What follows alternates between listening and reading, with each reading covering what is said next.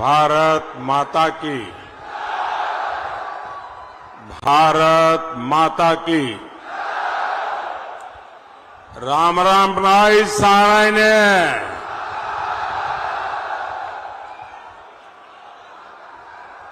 आज बुद्ध पूर्णिमा है। मैं समस्त देशवासियों को अनेक अनेक शुभकामनाएं देता हूं। मैं श्रद्धेय गुरु जयराम दास, चमन ऋषि और महान सेनानी राव तुलाराम जी को नमन करता हूं। मैं रेजांगला के शहीदों और अहिरवाल की इस भूमि को प्रणाम करता हूं।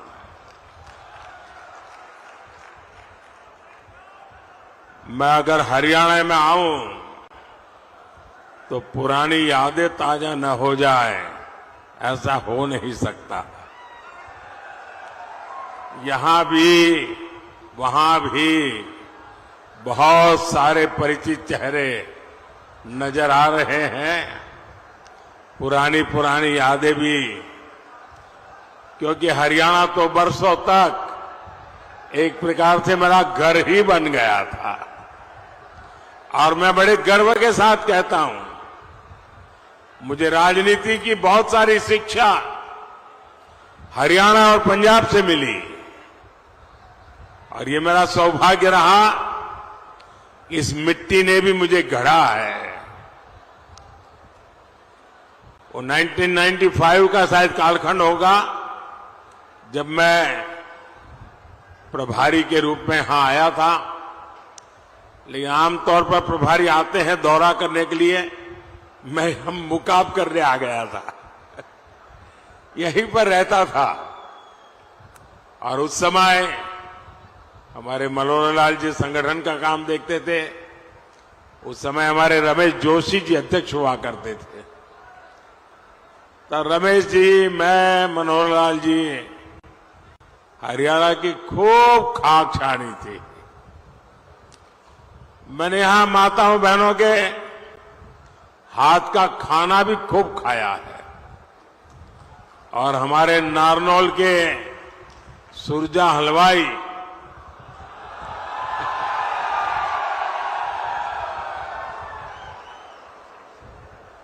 और महेंद्रगढ़ की मिठाई, शायद इसी के कारण ये हमारा राबिला डायबिटिक हो गया। लेकिन अब भी वो इतनी अच्छी बनती है ना सब कुछ। हाँ। और गर्मी की सीजन में एक गिलास राबड़ी, मोटी मोटी रोटी और एक प्याज सारी भूख मिटा देता था। जिद सीधा सादा खाना, वो मेरा हरियाणा।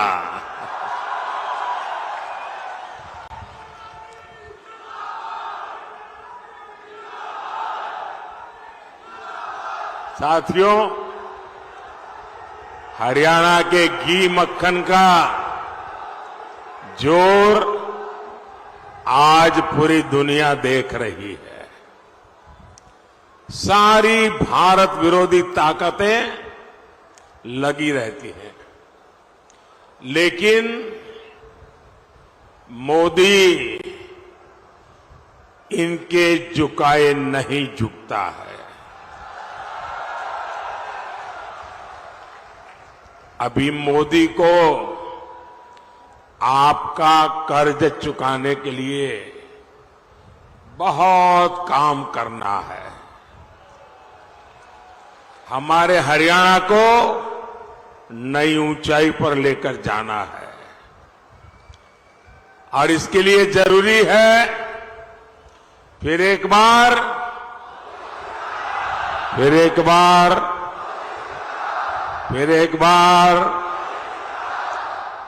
साथियों, ये चुनाव देश का प्रधानमंत्री चुनने का चुनाव है। आप प्रधानमंत्री नहीं चुनेंगे, देश का भविष्य भी चुनेंगे। एक और आपका जांचा परखा सेवक मोदी है और दूसरी ओर कौन है? कोई अता पता ही नहीं है।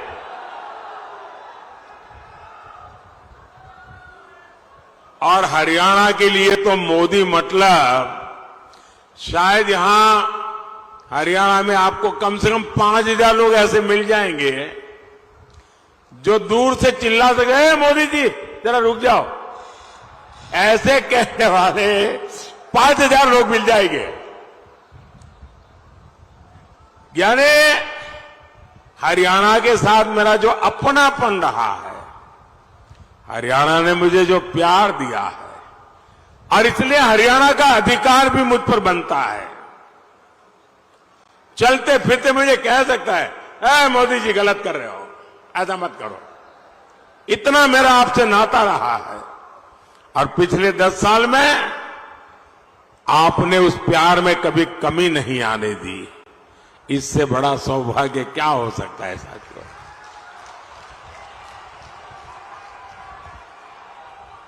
और ये इंडिया अलायंस वालों का हाल तो ऐसा है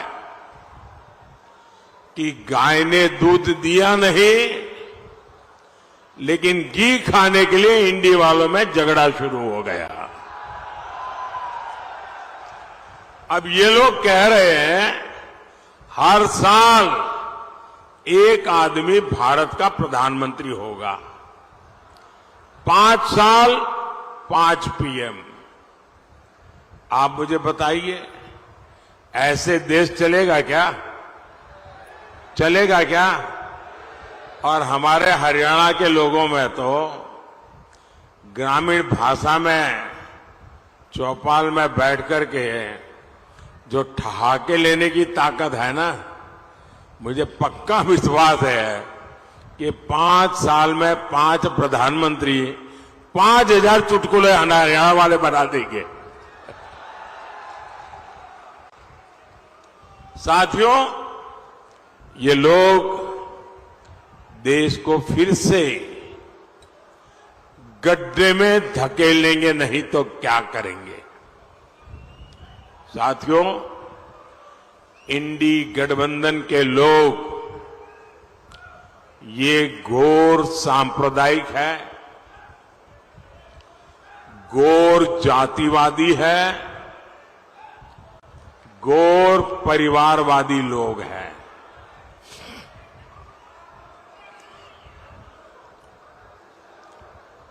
अरे वो ताऊ जी को परेशान मत कर रहे भाई, हाँ थोड़ा इधर उधर हो जा रहे हैं।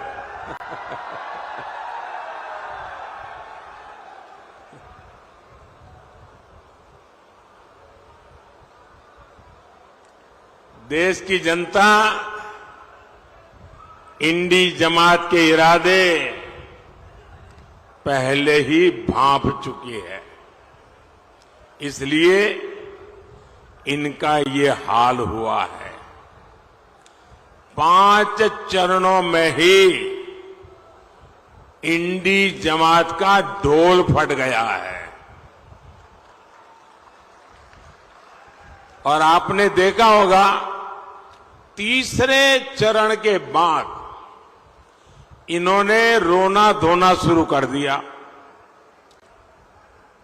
इलेक्शन कमीशन आंकड़े क्यों नहीं देता है, आंकड़े देर से क्यों देता है, इलेक्शन कमीशन ऐसा क्यों करता है, इलेक्शन कमीशन वैसा क्यों करता है। उधर ईवीएम बंद हो गया, उधर ईवीएम चलता नहीं है, उधर ईवीएम का यानी उन्होंने ग्राउंड बनाना शुरू कर दिया है कि पराजय का ठीकरा किसके सर पर फोड़ा जाए। और इसलिए बराबर जम करके इस बार ईवीएम को गालियां दे रहे हैं। हम सब जानते हैं भाई, जिस भूमि में कोई पैदावार न हो, कोई किसान उसमें एक भी बीज डालेगा क्या? जिसमें फसल न हो, ऐसी जमीन पर या ऐसी सीजन में कोई किसान एक भी बीज डालेगा क्या?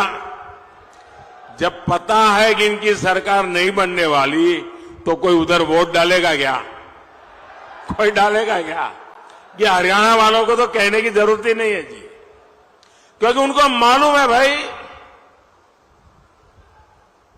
इनकी सरकार 7 जन्म में भी बनने वाली नहीं है। और कांग्रेस को दिया हर वोट बेकार ही होना है।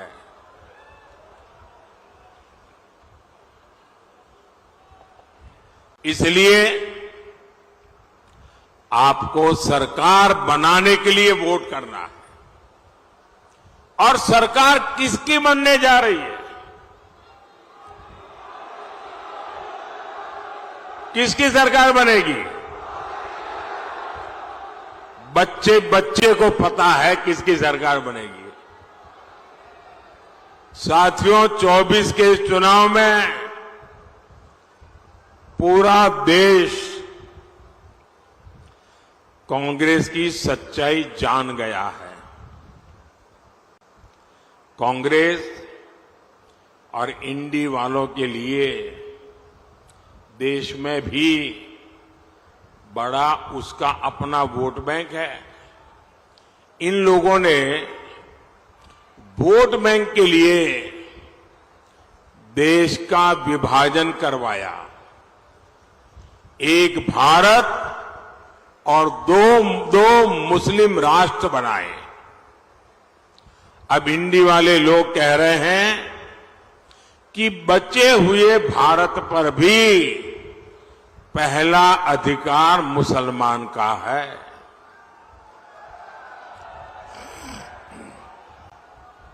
इन्होंने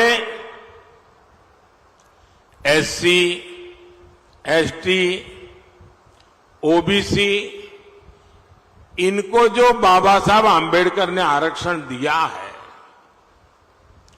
भारत के संविधान ने जो आरक्षण दिया है, इसको छीन करके वे वोट जिहाद करने वाले लोगों को देना चाहते हैं। आपने कल अखबारों में देखा होगा, टीवी पर देखा होगा, सोशल मीडिया में देखा होगा, बंगाल की हाईकोर्ट का जजमेंट आया है और बंगाल में भी इंडी जमात का एससी, एसटी, ओबीसी के आरक्षण के खिलाफ उनका जो षड्यंत्र है, आरक्षण विरोधी उनकी जो मानसिकता है, उसका भंडा फूट गया है। बंगाल में इन लोगों ने क्या किया? बंगाल में इन लोगों ने मुसलमानों को रातों रात ओबीसी के सर्टिफिकेट दे दिया था। जो आरक्षण ओबीसी को मिलना चाहिए, वो सारा का सारा मुसलमानों को, और वो भी घुसपैठियों में बांटा जा रहा था। हाई कोर्ट ने बंगाल में पिछले 10-12 साल में मुसलमानों को दिए सारे ओबीसी सर्टिफिकेट रद्द कर दिए। अब आप देखिए, कोर्ट न होती तो क्या होता। ये पिछड़े समाज के लोग करते क्या? ये मेरे दलित भाई बहन क्या करते हैं? ये मेरे आदिवासी भाई बहन क्या करते हैं? लेकिन साथियों, आप ये इंडी जमात वालों की मानसिकता देखिए। बंगाल की सीएम ने घोषणा कर दी है कि वो हाईकोर्ट का फैसला नहीं मानेगी। वो मुसलमानों को ओबीसी का आरक्षण देकर रहेगी। आप मुझे बताइए, कांग्रेस हो, टीएमसी हो, इंडी गठबंधन के सारे दल तो अपने वोट बैंक के साथ डटकर खड़े हो गए हैं। फिर आपके साथ, हरियाणा के साथ कौन खड़ा होगा? कौन खड़ा होगा? इसलिए मैं हरियाणा के हर एससी, हर एसटी, हर ओबीसी को भरोसा देने आया हूं, जब तक मोदी जिंदा है, कोई माई का लाल, दलित का, आदिवासी का, पिछड़ों का आरक्षण छीन नहीं सकता है। वंचितों का जो अधिकार है, मोदी उसका चौकीदार है। और भाइयों बहनों, ये चुनावी भाषण नहीं है, ये मोदी की गारंटी है। साथियों, अपने वोट बैंक को खुश करने के लिए इंडी गठबंधन वाले कुछ भी कर सकते हैं। हमारे यहां हरियाणा में हर कोई दिन में 200-400 बार राम राम बोलता है। हर 10 कदम पर वो राम राम बोलेगा ही बोलेगा। राम राम के बिना हरियाणा में कोई काम होता है क्या? लेकिन कांग्रेस का बस चले तो हरियाणा में राम का नाम लेने वालों पर ये लोगों को गिरफ्तार कर ले। कांग्रेस पूरे देश से ही राम को हटाना चाहती है। कांग्रेस जब तक सत्ता में रही, उसने राम मंदिर नहीं बनने दिया। कांग्रेस ने राम मंदिर प्राण प्रतिष्ठा तक का बहिष्कार कर दिया। और अब तो शहजादे के सलाहकार ने तो एक और बड़ा खुलासा किया है। कांग्रेस अब अगर सत्ता में आई तो राम मंदिर पर ताला लगाने की फिराक में है। कांग्रेस चाहती है कि हरियाणा के लोग रामलला के दर्शन तक नहीं कर पाए।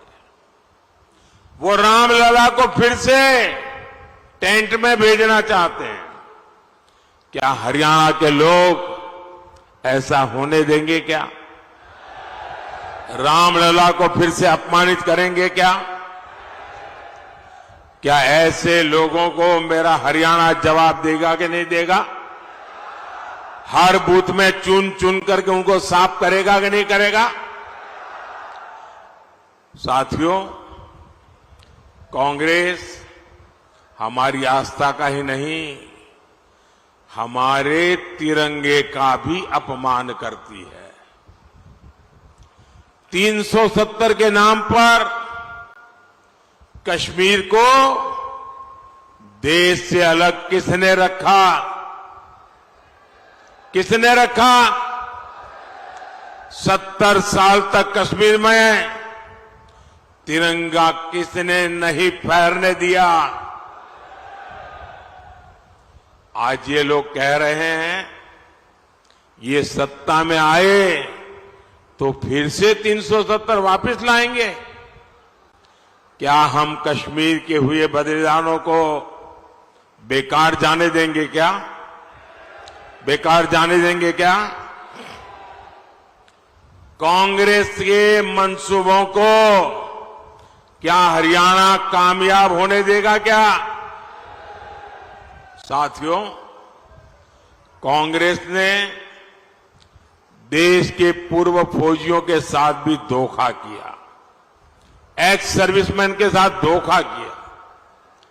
उन्हें दशकों तक पूर्व फौजियों को वन रैंक वन पेंशन नहीं मिलने दी। कांग्रेस झूठ बोलती थी कि OROP one rank one pension उसके लिए 500 करोड़ रुपया पूर्व फौजियों को देंगे। अब ये चुनाव जीतने के लिए पूर्व सैनिकों के साथ धोखा किया गया और कांग्रेस के जहन में सेना के प्रति, सैनिकों के प्रति नफरत का भाव भरा पड़ा है। और 1962 में पंडित नेहरू की जो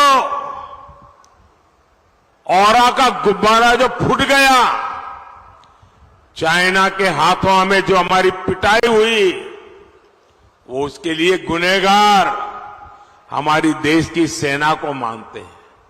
और आज भी वो परिवार उसी मिजाज में हमारी सेना का अपमान करने के मौके ढूंढती रहती है।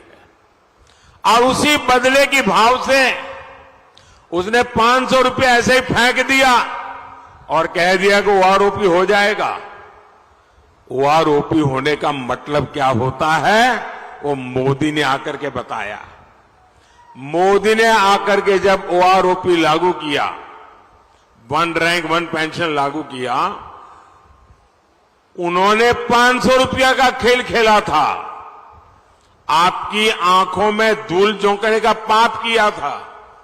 मोदी ने जब एक्चुअली ओआरओपी लगाया, 1.25 लाख करोड़ रुपया लगा। कितना? अरे जरा बताइए ना, 1.25 लाख करोड़ रुपया। अब कोई मुझे बताए कहां 500 करोड़ और कहां 1.25 लाख करोड़?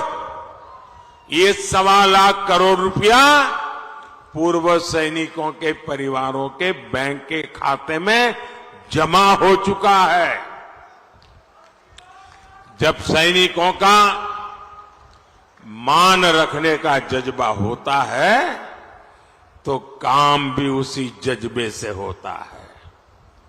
साथियों, हमारे हरियाणा को भी लूटने में कांग्रेस ने कोई कोर कसर नहीं छोड़ी थी। मैंने तो अपनी आंखों से देखा है कांग्रेस के समय में क्या हाल था हरियाणा का। जो मुख्यमंत्री बनता था वो अपने जिले के बाहर नहीं देखता था।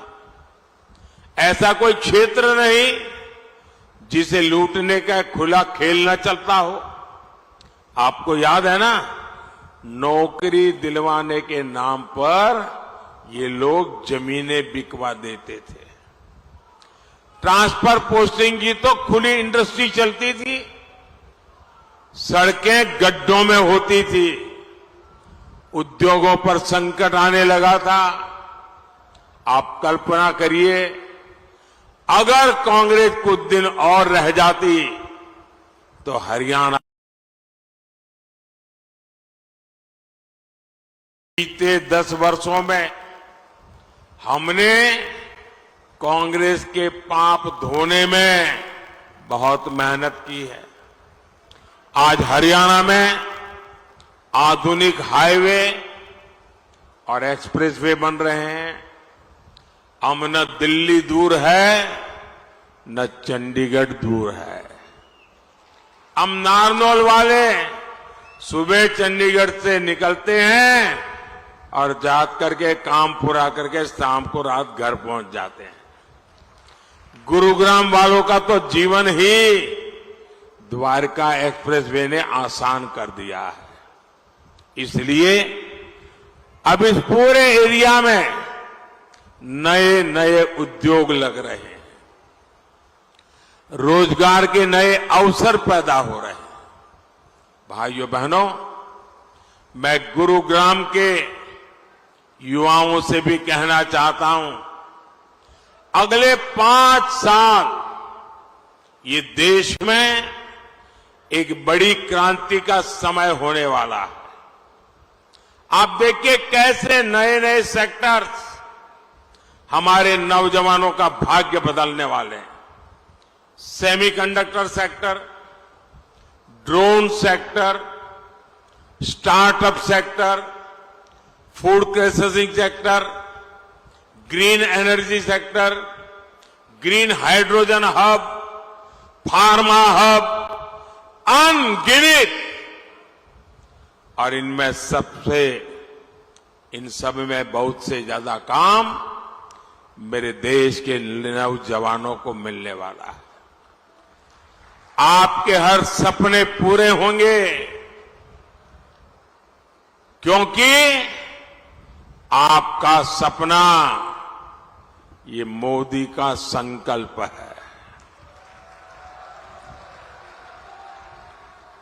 साथियों, कांग्रेस के विश्वासघात का भुक्तभोगी तो हरियाणा का किसान भी रहा है। यहां उसने किसान को सिंचाई के पानी तक का इंतजाम नहीं किया। हम नहरों को जोड़कर यहां तक पानी पहुंचा रहे हैं। हमारी सरकार हरियाणा में 14 फसलों को एमएसपी पर खरीद रही है। हमारे भिवानी का किसान बाजरा और किसान का यहां जो बाजरे की खेती है और हमारा यहां का किसान जो बाजरा पैदा करता है, मेरे प्रिय बाजरे में से वो है। और मैं याद है यहां जब भी आया बाजरे की खिचड़ी अवर खाई। और मजा है कि जब बाजरे की खिचड़ी खाओ तो आधी खिचड़ी आधा घी, तब बोले खिचड़ी खाने का मजा होता है। अब मैं गुजराती आदमी इतना खा तो नहीं सकता था, लेकिन उनका प्यार हरियाणा के लोगों का, यहां का बाजरा आज भी वो मुझे याद हमेशा रहता है। लेकिन अब आपके बाजरे के श्री अन्न के प्रचार की जिम्मेदारी खुद मोदी ने ले रखी है। मैंने जितने मिलेट से जितना मोटा अनाज है उसके लिए एक नाम दे दिया है, श्री अन्न। और मैं दुनिया भर में उसका एम्बेसडर बन गया हूं, उसका सेल्समैन बन गया हूं। आपने देखा होगा हमारे देश में G20 की समिट हुई। दुनिया भर के बड़े बड़े नेता यहां आए थे। दुनिया की सबसे बड़ी ताकत जिसको कहें वो सब G20 में थी। और मोदी ने उनको क्या खिलाया? मोदी ने उनको बाजरा खिलाया। और बड़े बड़े नेताओं को मैंने कहा ये सुपर फूड है। और उसका एक परिणाम ही आया कि मुझे भी अमेरिका बुलाया था, व्हाइट हाउस में भोजन था। व्हाइट हाउस में उस दिन काफी लोगों को उन्होंने खाने पर बुलाया था, देश भर के लोगों को, और सबको उन्होंने बाजरा खिलाया व्हाइट हाउस में, अमेरिका में।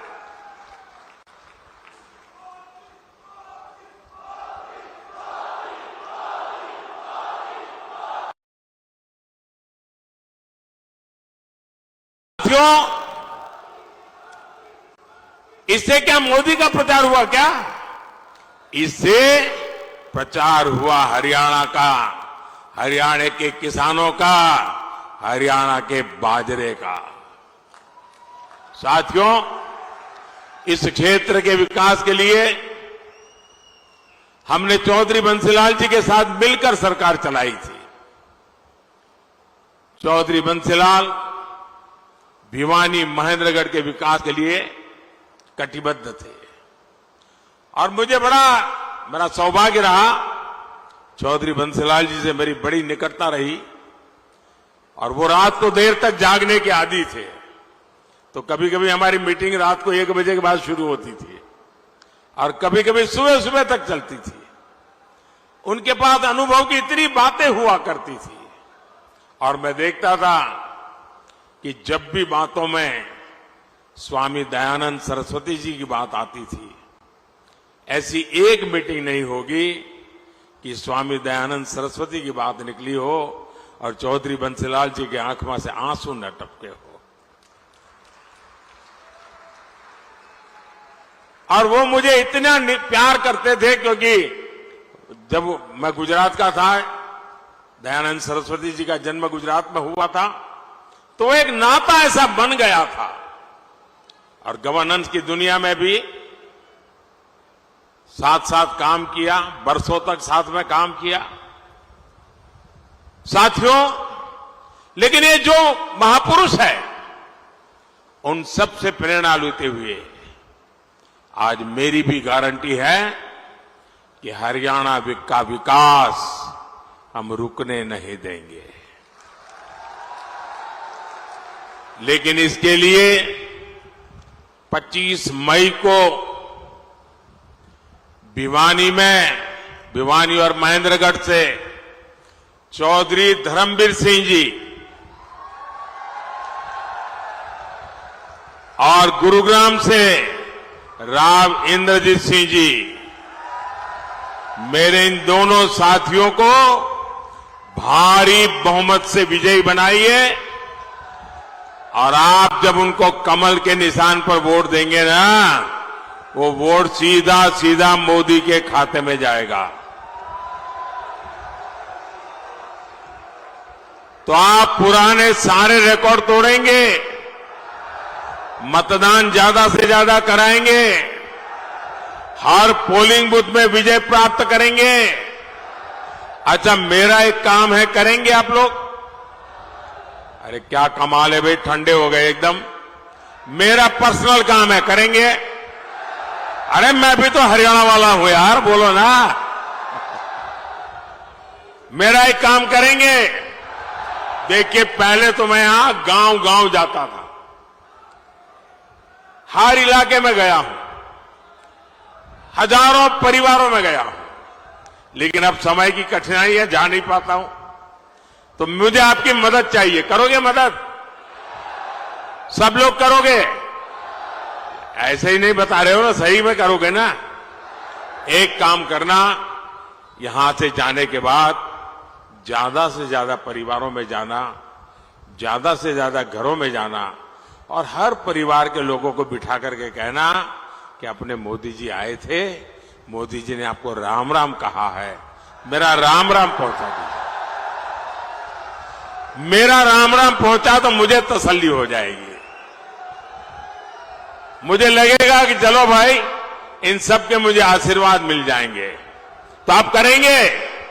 मेरा राम राम पहुंचाएंगे, हर परिवार में, हर घर में पहुंचाएंगे। बोलिए भारत माता की।